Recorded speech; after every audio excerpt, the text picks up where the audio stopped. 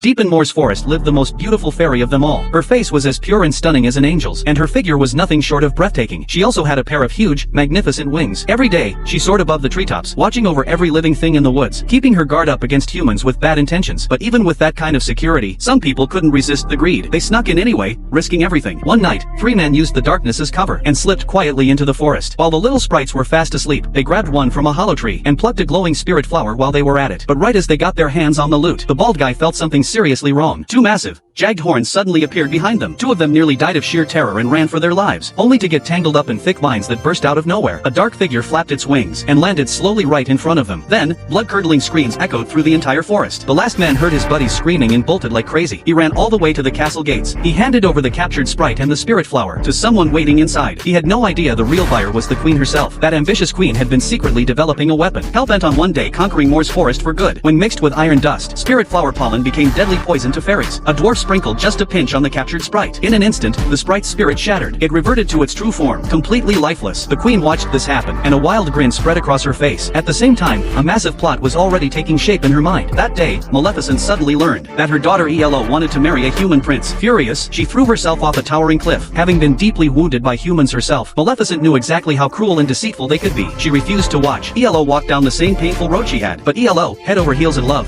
was determined to marry him anyway, though Maleficent was only Elo's godmother. In her heart, she had raised Elo as her own daughter. Looking into Elo's bright, hopeful eyes, Maleficent's heart finally softened. For the sake of Elo's happiness, she decided to temporarily set aside years of hatred toward humanity and step into the human world once more.